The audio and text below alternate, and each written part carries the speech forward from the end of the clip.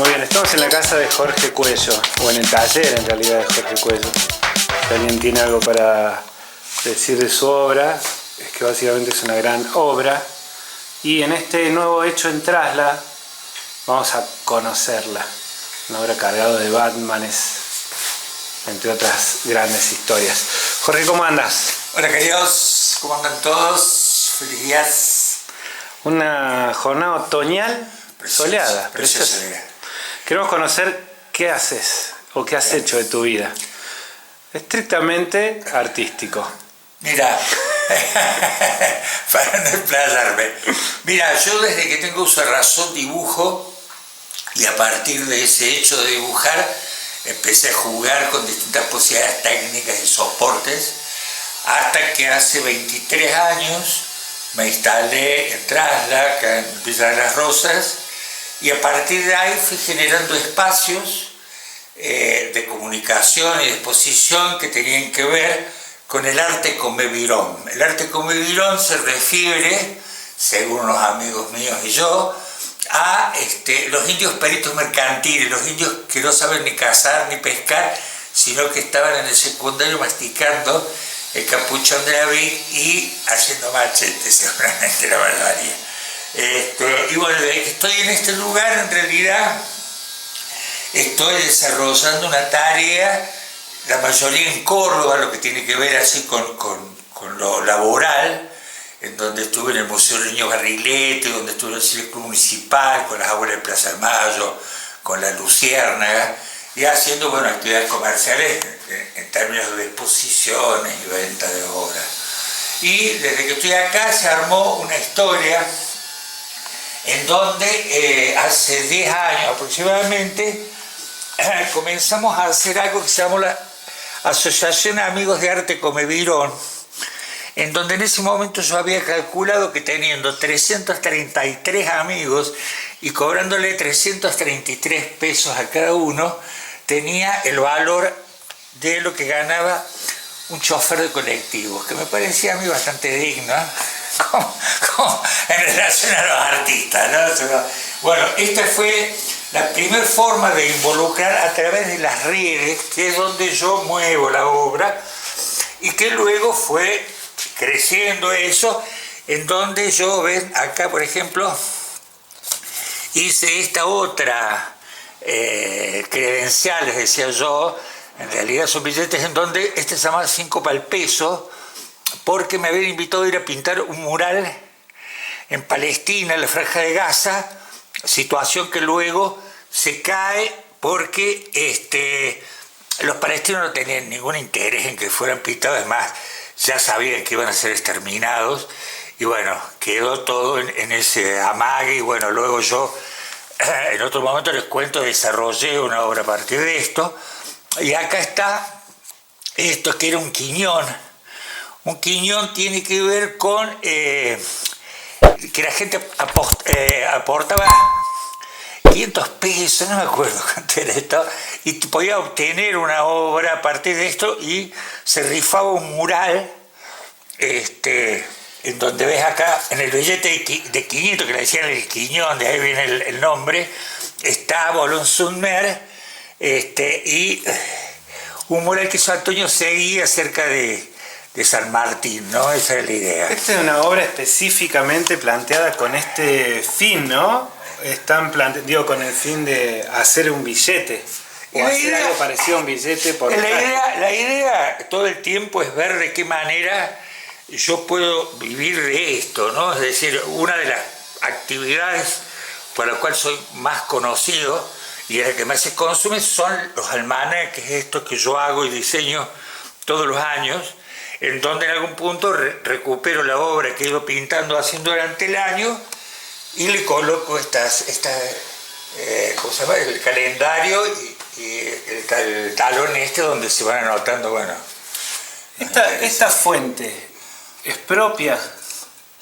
Sí, en la computadora tengo mi propia tipografía, o sea, yo escribo con una caligrafía en donde hay mayúsculas, minúsculas, y imprentas cursivas combinadas, ¿no? Es como una especie de ritmo gráfico que le doy. Contame, Jorge, ¿qué...? ¿Esto es 3D? ¿O qué es? Estos son máscaras wichi. En realidad no son wichi, son máscaras comediromes. Pero parten a partir de la idea de que los wichis tenían una forma de conectarse, sería, con los espíritus a través de, o con las ánimas, no sé qué, de los animales que lo rodeaban, y hacían festejos en donde lucían esas máscaras. Entonces se me ocurrió a mí hacer lo mismo con animales del sur, sería, porque esos animales del norte, como yaguareté o el mismo yacaré, todas esas cosas, acá no existe. Entonces era cabra, el conejo, el perro, el gato, el sapo, el gallo. Che, ¿y a un artista se le puede preguntar cómo se hace esto? Esto es papel maché. Papel maché. Esto es papel maché, sí. Yo no tengo ningún problema incluso en pasar. Es más, hago tutoriales, por ahí algunas cosas que me parecen útiles, ¿no? Como por ejemplo esto, que yo le llamo Vitroy. Esto está hecho con placas de holografía y con la pistola de... ¿Cómo se llama eso? Que se sale... Puta que la para. Con los cuales se sellan las mesadas. Se llama... Bueno, yo me acuerdo. Oh, Dios, a mí también se me fue. Bueno, ¿ves? Entonces, de alguna manera, hay una transparencia que en este caso yo no tenía el barniz, que es el que se usa, porque tampoco yo soy muy exigente, ¿no? Yo trabajo con el material que hay. Así que en algún punto me parece a mí que el tema es que la obra emocione. Esa es la única condición que yo me planteo. En principio que me emociona a mí y luego, bueno, a la gente con la que comparto, ¿no? ¿Cómo se puede traducir esto de emocionar? Emocionar es cuando algo te saca de tu vivencia, ¿no? O sea, hay como procedimientos, hay... ¿Voy a decir técnicas para emocionar? ¿Sería? No hay, me parece a mí, un estándar que vos utilizando ese estándar concretes eso. Yo trabajo mucho, ¿ves? En este caso, todos estos son cuadros clásicos, fragmentos, ¿no? De la Capilla Sistina, de que tampoco me acuerdo cómo se llama, acá hay más, ¿ves? Todo esto son fragmentos de pintores, de Goya, no me acuerdo cómo se llama, tampoco, loco, todavía estoy con la memoria frágil. Igual, Jorge, cuando vos... Entonces, ahí yo desarrollo, creo, en mi obra, un lenguaje que está próximo a conmover a partir que entiendo sensiblemente qué es lo que conmueve. Jorge, cuando uno ve este lenguaje, lo que vas a hablar del lenguaje, también hay una estética. Lo de la estética es otra cosa que un lenguaje sensible, ¿no? Estético es aquello que responde a una cuestión de equilibrar determinados elementos en algo para provocar algo que es decorativo, que tiene una intención. Esto que te digo yo es como más mugriento. Y eso fue siempre. ¿Ves? Esto, por ejemplo, esto es del año 85. Para que veas, o sea, esto lo hice el año pasado, cuando me jubilé, empecé de nuevo, decía yo, y arranqué del 85 con mis primeras carpetas de dibujo, ¿ves?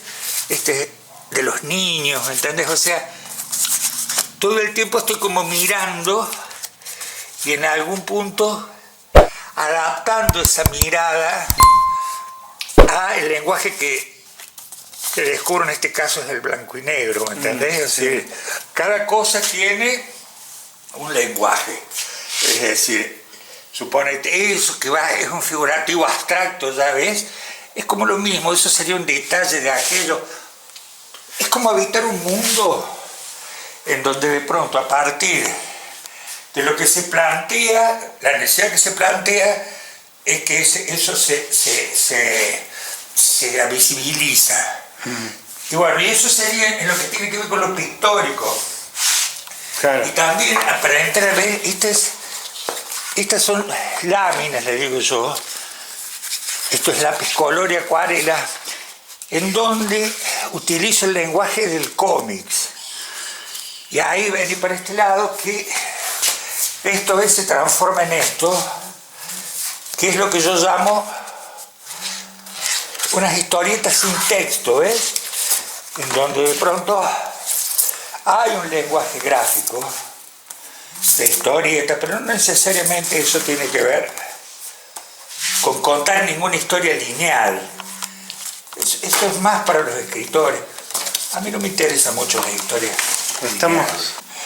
El cómic es un soporte de gráfico que yo he desarrollado, aparte primero de ser un gran consumidor del cómic, pero además del hecho de que considero que es el lenguaje contemporáneo, es decir, que la mayoría, es más, este éxito que tiene ahora el Eternauta, por ejemplo, es justamente el hecho de que somos una generación, los que han producido esa película, más los que ahora, somos una generación que ha sido alimentada por eso. Antes había personajes de cómic que tenían un carácter, y yo es más, yo he colaborado con la revista Fierro, por ejemplo, que fue un emblema acá. A ver, yo te muestro, ¿ves? Esto es un libro ya editado mío, tengo varios, tengo más de 100 en los que yo he colaborado. Este es el único mío que ha tenido premios, ¿viste? Y que en alguna manera también obedece a ese tipo de narrativa, ¿no? O sea, el hecho de que de pronto cuento una historia acá, que bueno, este libro ya lo conocen muchos, cuento la historia del descubrimiento de América, entre comillas, en realidad por una apetencia puramente económica, que es lo que fue. Bueno, a partir de eso yo voy a generar... Parate ahí, porque te quiero preguntar algo vinculado justamente a tu obra, a lo simbólico, a lo artístico, también al lenguaje, a todo esto que decías, porque yo noto que hay algo de irónico, pero al mismo tiempo sensible. Digo, hay un entrelineado ahí que es muy serio, pero al mismo tiempo muy irónico. Claro, bueno, en realidad es como una opción que tuve yo frente a la cantidad de catástrofes que fui testigo durante mi vida. Es decir, yo creo que haber sobrevivido al proceso a la edad donde yo ya militaba en la juventud guevarista, ya te pone en un sitio de sobreviviente en el cual medio que te tenés que caer de la risa de la desgracia, ¿no? O sea, es como si fuera, que tampoco es ser feliz, ni yo me jacto de nada particular, simplemente es el hecho de que de pronto Y la ironía juega también en reírnos de las cosas serias. Y claro, por supuesto, hombre, yo creo que es el chiste fundamental. Es como decirte, no te la creas, loco, ¿me entendés? Es decir, algo en donde me parece a mí que el punto es no creérsela y nada más vivir esto como algo sensible que cada uno en su área haga lo que quiera. Yo particularmente tengo... En ese contexto la historia en general... Mira, yo lo escuchaba a Saborido el otro día y a Felipe Piña cagándose de la risa de la historia. Es decir, creo que es muy importante salir del presente, como decía Saborido, para poder darse cuenta que en realidad todo pasa. Entonces medio que lo mejor es no ser tan dramático, salvo que se esté tratando de que sos un palestino en este momento, que está siendo exterminado por... Pero creo que hasta los palestinos mismos se ríen y bailan. Yo tengo una cosa así con los niños también de mucho conexión. He trabajado en el... Mira, esto es derivado del Museo Barrilete. Esto trabajé yo con los 10 derechos de la niñez que hizo la UNESCO, la UNICEF, perdón, que bueno, viene de la UNESCO, en donde, ves, yo trabajo con algo que había ilustrado Mafalda. Esto salió por Mafalda y yo utilicé los derechos que habían seleccionado, que son 10, y esto lo dibujé acá en el primario, en la Magdalena, está pintado en las paredes, que es un poco el hecho de, en realidad, ponerle toda la ficha a los niños. Creo que los niños, bueno, yo tengo 6 hijos. La encuadernada es de ustedes. Todo, él y mi compañera Eli, grande la Eli, es la que se encarga de darle el formato, incluso hasta en forma de caleidoscopios, ¿ves? O sea, hay la posibilidad, nos damos la posibilidad, esto que les estoy mostrando pertenece a lo que se llama una editorial subversiva floja de papeles, le llamo yo, de arte convivir, en la cual trabajé en 5 obras de la Tere Andrueto, que son en realidad clásicos, ¿ves? Empecé con esto que viene dentro de la caja de fósforos. Entonces son historias, son poemas en realidad, que al ponerse en otro contexto tienen otro carácter. ¿Ves? Por ejemplo, la cajita de forro. Esto es una obra mía, Pandora Harbor se llama, en donde ves, yo todo el tiempo juego con la caligrafía, ¿no? Dándole otro carácter. Entonces, esta editorial nuestra no es una editorial de texto, es decir, está lleno de editorial de texto. Esto es como si fuera una editorial que tiene que ver, ¿ves?, con la misma obra, por ejemplo, ¿ves?, desarrollarla de distinta manera, en este caso cosas, y esta porque se llama Pandora el personaje, como la caja de Pandora tiene esa cosa de la esperanza, ¿no? Y esta caja es repartida con semillitas de linta, ¿no? Como para de alguna manera tener la esperanza de que esto florezca y crezca y se desarrolle, etcétera, etcétera. Sí, tanto la editorial como tu obra tiene algo de artístico en el sentido de, bueno, esto es arte con mayúscula, pero al mismo tiempo es oficio, es trabajo. Sí, yo prácticamente soy un alienado de esto, es decir, estoy todo el tiempo involucrado en esto, ¿ves? Por ejemplo, esto es una colaboración que hicimos acá con Verusca Refo, que escribió este texto, hizo esta obra de ¿cómo se llama este? El que está enviando el término. Sí, se llama, puta que lo pare, ¿cómo se llaman los lobos, estos perros lobos, esto se llama, no sé, ¿ves? Así decía esto en algún lado, ¿cómo se llama? Aguaraguazú. El Aguaraguazú, una historia de títeres que han hecho muy copadas las chicas, la Estefa y el otro, claro, me acuerda. Entonces, por ejemplo, tenemos una versión y hacemos versiones en blanco y negro para que los chicos pinten. Es decir, todo el tiempo los incorporo como parte de importantísima de la vida, ¿no? Es decir, acá hay un libro que es parte de una muestra que hicimos. Esto es un simulcop. El simulcop es un cuaderno con el cual yo aprendí a dibujar, que consistía en que había imágenes, en este caso eran las que se utilizaban en la currícula, en la primaria, y salían de todos los momentos históricos del año, qué sé yo, y a mí se me ocurrió hacer esto, en el cual vos podés detrás rayarlo con el carbón del lápiz y luego recorres el dibujo y te queda copiado una hoja.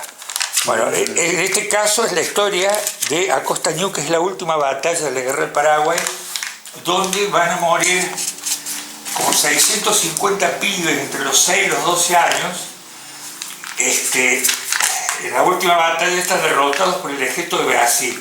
Entonces yo voy contando desde la Reina Victoria, pasando por Mitre, por Sarmiento, por todos los ejércitos, ¿ves? Hay soldados de todos los ejércitos, y finalmente los niños, ¿no? Los niños que iban a esta guerra, ¿ves? Niños. ¿Cuál es la guerra de la Triple? La guerra de la Triple Alianza, la guerra en Paraguay de la Triple Alianza. Esta es la última batalla. Era la gente que le quedaba, la única gente, ellos y las mujeres, ¿no? Se mataron, creo que el 80% de los hombres. El 80% de los hombres. Entonces, este es un libro documento que presenté en una muestra junto con unos soldaditos de barro que había hecho con barro de acá del arroyo. ¿Los laburos históricos son consecuencia de lo que te gusta de la historia o vas a la historia a buscar materia prima para hacer laburos? No, a mí me sale como una curiosidad en realidad de cabeza que soy, ¿me entendés? Es decir, hay algo que a mí me entusiasma desde muy niño acerca de mirar, ¿no? De aprender acerca cómo fue que apareció todo,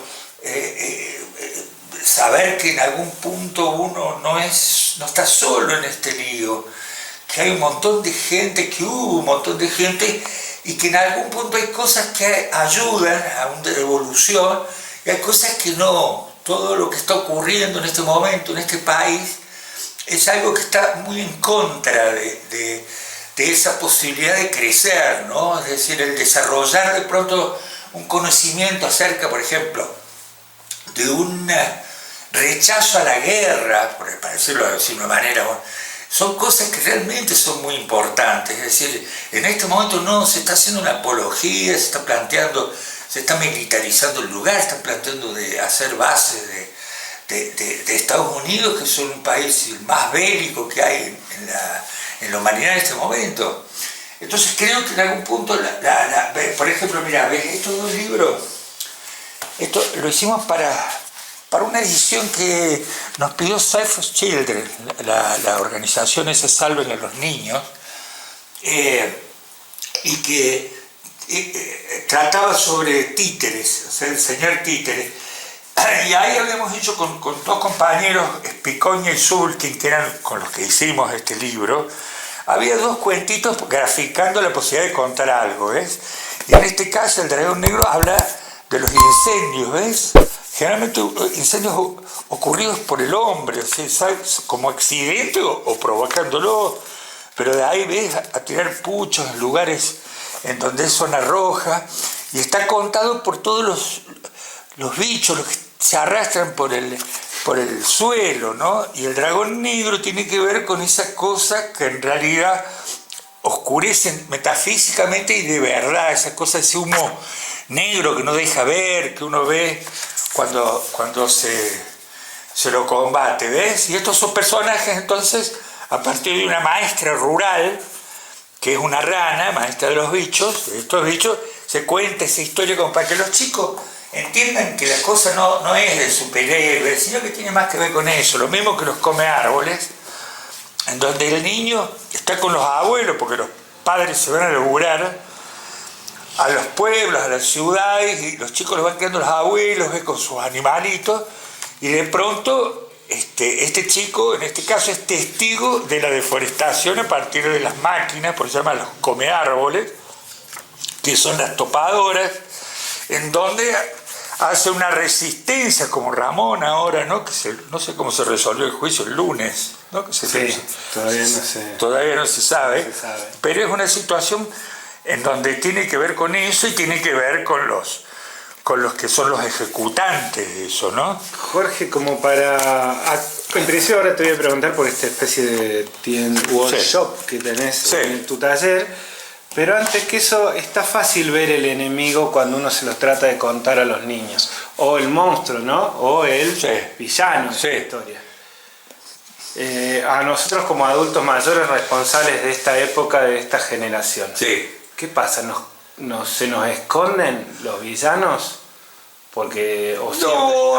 mira, yo creo que hay algo que es fundamental, que es que el hombre va perdiendo la capacidad de sorprenderse. O sea, un niño se emociona y te escucha y entiende porque está abierto a una situación. Ya el adulto, más allá de que realmente la mayoría, ¿no?, les toca hacer tareas que no les interesa, ¿viste? O qué sé yo, tienen una negación en relación a eso, ya buscan otro tipo de cosas. Pero yo, por ejemplo, he hecho cosas para adultos como el Kama Turka, ¿ves? El Kama Turka es todo un trabajo que tiene que ver con algo que a los adultos le emociona, que es el tema del arte erótico oriental, ¿no? Japonés sobre todo, en donde en alguna manera tengo un material, sería que, no sé si hablar de que esto los estimula, pero hablo de que esto en realidad les provoca una movilidad, ¿no?, acerca de lo que sería. Y luego yo creo que la poesía es fundamental. Este libro, por ejemplo, de la Tele Andrueto, que se llama Rosa, habla muy bien acerca de cosas que se tienen que recordar, de una sensibilidad que no se debe perder, de algo que en realidad tiene que ver con esta historia, por ejemplo, de la mujer que ha sido tan maltratada a través de muchos años y que en algún punto no está todavía combatida, sigue siendo un objeto de una gran lucha. Es más, por ejemplo, este personaje que hice yo, que se llama Paula Cray. Paula Cray, en realidad, era un personaje de un prostíbulo de James Cray. Había en James Cray, al lado de la policía. En donde de pronto yo hice a manera de la Playboy o de... Entonces hay una situación que tiene que ver con un mensaje a los adultos acerca de descartonarse, como sea, para que en algún punto no caiga en una situación así de obsesión, relación, por ejemplo, en este caso al sexo, o bien, por ejemplo, en esta Magdalena, ¿cómo se llama esta? La Virgen de Guadalupe. En donde está incorporada la marihuana como un elemento también como un discurso que hable de algo, que también se tiene que sacar ya de una vez por todas. O sea, se habían puesto un Procrear para cubrir toda esa parte y de pronto ya estamos desprotegidos. Yo utilizo marihuana medicinal y en algún punto entré a los cogollos la otra noche, se agarran 3 plantas, ya están por ahí, lo voy a agarrar, así terminando esto. Pero en algún punto son cosas ya de adultos, ¿me entendés? O sea, yo, por ejemplo... Jorge, ¿y todas estas son piezas únicas? Todo esto es único, todo esto ya se ha pedido, incluso ves, por ejemplo, este es un musilibro que hicimos con él, un musilibro donde yo junté la poesía que me gustaba con una obra, una muestra que se llama Octubre, y a esto le agregamos una música, y es la letra de las canciones que están en un CD hasta el final del libro, en donde, por ejemplo, qué sé yo, acá está, por ejemplo, La Añera, así como conocido. Después hay grupos de música como Mía, por ejemplo, o Alberto Muñoz, que ya la gente no debe conocer, pero tal vez está Lori Anderson, Miguel Abuelo, Pablo Conte, y Jaime Sabines, que hace un poema al final que tiene que ver con la luna muy Serrat, ¿no? Lo tenés ahí también. Sí. Esta es una historia de Medio Oriente, de la historia iraní, que se cuenta todos los jueves por la noche. Es la historia de Muskil Guyá, el disipador de las dificultades. Es una narración oral y que yo asocié, que por allá vemos los originales, recién yo lo asocié con este abstracto degenerativo, le digo yo, abstracto degenerativo. Entonces, esto es un material también que tiene que ver con eso, y esta es otra cosa también que salió muy bonita, que hicimos con la Tere Andreto, que se llama Ha Visto, en donde, en uno de los que eran los álbumes de fotos, ¿no?, que había en una época, cuenta ella en realidad, la visión de su abuela a través de una poesía que sale, coincidentemente, mi familia viene también del Piamonte italiano, de la zona donde era su bisabuela, y acá cuenta el tema de los inmigrantes, ¿ves? Y a partir de ahí, ya la familia, en este caso mía, mis abuelos, ¿ves? Y bisabuelos, dibujados. Claro, todo esto está dibujado. Y estos son también la familia de la Tere. O sea, poder hacer, ¿ves?, una cosa que tuviera que ver, que tiene que ver como con el ADN, ¿no? En este caso italiano, pero de los inmigrantes. Es decir, sentir que uno en algún punto, ¿de dónde viene, no?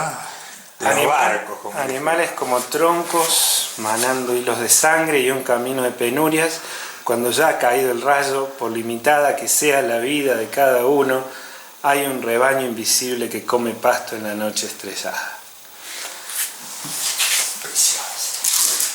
Bueno. Jorge... Es un libro en chino. Esto veanlo porque esto es... El I Ching. El I Ching es el libro de las mutaciones de los chinitos cursitos.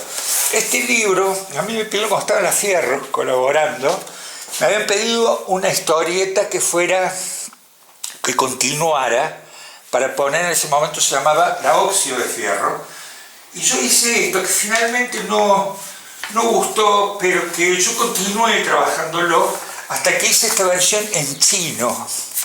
Esta versión en chino, que todavía no he ido al súper de los chinos para ver si realmente, porque esto lo googleé incluso en los videos. Cada una de estas cosas tiene un video en Arte con Vivirón Cuello, que es el lugar donde nosotros colgamos las redes. Está hablado en chino, de Google.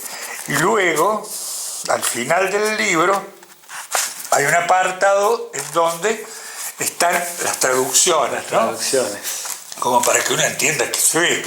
Pero como en realidad, es más, no es literal a lo que salía en el original que yo escribí, sino que ellos le agregaron, por una cuestión, no sé, de que no se habla de esa forma en chino, que a mí me pareció mucho más interesante y que sumé yo a mi texto. O sea, es una especie de la sopa de aquel libro para China. Mencionaste primero, y para ir cerrando, los billetes del Club de Amigos, sí, o algo así, ¿no? Sí. Por un lado, hay una parte del arte, es también vivir del arte. Yo creo que es el mejor artista es el que vive muy bien del arte. Claro, no hay ahí una cuestión pudorosa. No, en absoluto. Es decir, yo creo que no es una cuestión de pudor, es una cuestión así de más que tiene que ver con la ética, en el sentido así de que de pronto yo siempre expreso esto en términos de que cuando uno conecta con la verdad, sería con la verdad de lo que quiere conectar, se visibiliza algo que hace la diferencia con aquellos que mienten. Es decir, yo no creo que se pueda juzgar a un artista porque si sabe dibujar bien, mal. Yo creo que un artista debe juzgar por eso que yo dije en un comienzo, que tiene que ver con la emoción. Es decir, tiene que ver con que de alguna forma se modifica algo, un rollo mecánico. Creo que el ser humano, más cuando uno se va haciendo viejo, empieza como a hacer crack toda la historia. Uno queda fijo en lo que sería a lo mejor las zonas de confort que hablan los psicólogos o lo que sea, pero sí uno se queda como estático en relación a que de pronto la vida tiene muchas formas. Entonces por ahí cuesta mucho más comprender y conectar con esas formas nuevas y de pronto incorporarlas a tu visión del mundo, qué sé yo. De pronto, qué sé yo, a mí no me gusta, por ejemplo, ahora ni el rap, ni el trap, ni nada de eso, pero en algún punto yo acompaño esos procesos a partir de reconocer en ellos algo que es nuevo, reconocer esa cuota que están agregándole a la historia del arte y que en algún punto, creo yo, siempre va a ser evolutiva en términos sensibles, ¿no? Es decir, es como si fuera que va perdiendo ese pudor que había incluso antes.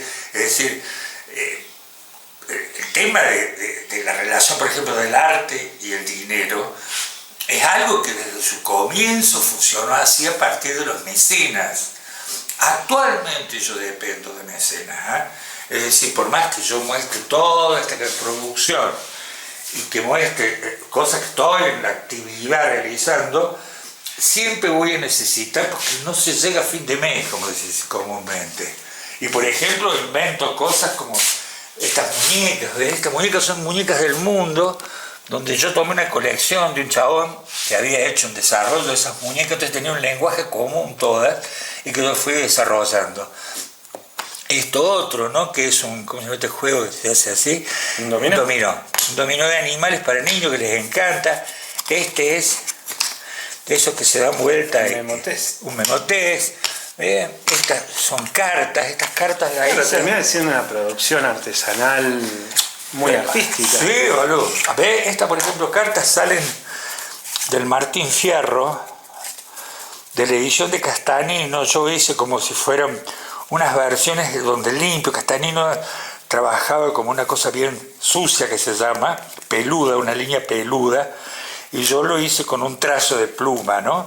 Pero ves, en alguna medida estoy tratando de generar siempre productos que en algún punto entren en el mercado y a su vez cumplan la condición de... ¿Ves? Este, por ejemplo, es el Shoah de acá, es donde yo trabajo registrando, ¿ves? Las distintas tribus, los yaganes. Este es Popper. Popper era la fiera que mataba a los indios del sur, ¿no sé yo? Igual que Rauch. Esto es, por ejemplo, Valcheta, donde era el campo de concentración que quedaba en Río Negro, que del sur los traían en Río Negro y de ahí los llevaban a la isla Martín García, donde se vendía. ¿Y ese es el ancho de esto es el guaraní. Sí, no necesariamente coincide, especulé con respecto a qué es espada, qué es oro. Están, sí, si querés jugar están numeritos, está el símbolo, pero sobre todo lo que yo quería era difundir esto, ¿me entendés? Y me parecía que era una forma de que el loco está jugando a las cartas, de pronto se cuelgue y sepa por lo menos quiénes son los Haus, ¿me entendés? Claro. O los Puelches. Es copado, ¿ves? O que, por ejemplo, estas eran las minas que llevaban los franceses, Tierra del Fuego, los llevaban a lo que eran después los circos europeos, ¿no? Donde los tomaban como animales, a Catarbolito, por ejemplo, que fue el que lo mata a Rauch, ¿no? Y acá están estos que son los mapuches, ¿ves? Ves que hay casi todo el sur, los tehuelches, trabajé los Haus, trabajé sobre todo con el material que hay, no hay mucho material, los chonos, que yo ni idea cómo existían, los Shelna, hice los Onas, hice lo que pude. Acá está Jimmy Button es un indio, creo que es Shelnan, que fue el que lleva, ¿cómo se llama? Perito Moreno, puta que lo parió, el que venía con el de la evolución del hombre, ¿cómo se llamaba? Bueno, es un aborigen que era el que pescaban y le daban de comer a los de los barcos, ahí está Jimmy Button. Y le proponen a él si no se vendría a Inglaterra con los del barco, Fitzroy. Y se lo lleva a Fitzroy a Inglaterra. El loco aprende a hablar inglés, incluso ya se viste como inglés, todo, en 2 años. Y lo traen de vuelta y dice que llegó, el loco se puso en bola en el barco, se tiró al agua y no apareció nunca más. Bueno, después lo culparon de haber quemado una iglesia, ¿viste? Anda a saber por qué la quemaron justamente también. Pero estas cosas son pedazos de historias que no tienen, salvo ahora Piña, no había ningún tipo de estructura que visibilizara esto. Es como si fuera que el ser humano tiene esa capacidad de olvidar muy rápido y de alguna manera ese siempre es el error, porque siempre se repiten las mismas cosas. En este caso de la política que estamos hablando, creo que en definitiva nos iría mucho mejor a partir de eso.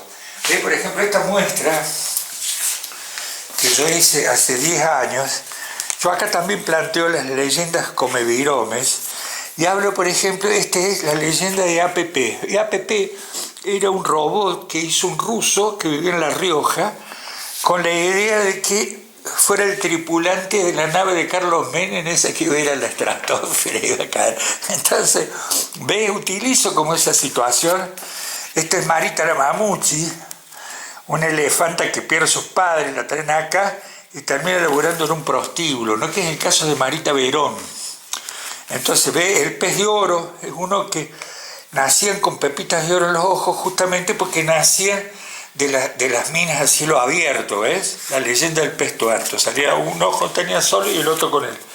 Este es el Yabananaeré, que es un personaje, un yacaré en forma de banana, que estaba en la guerra del Paraguay y fue el que se come la cabeza, dice, de todos los muertos, ¿no? Que en realidad tiene esa cosa de decir te comí el bocho.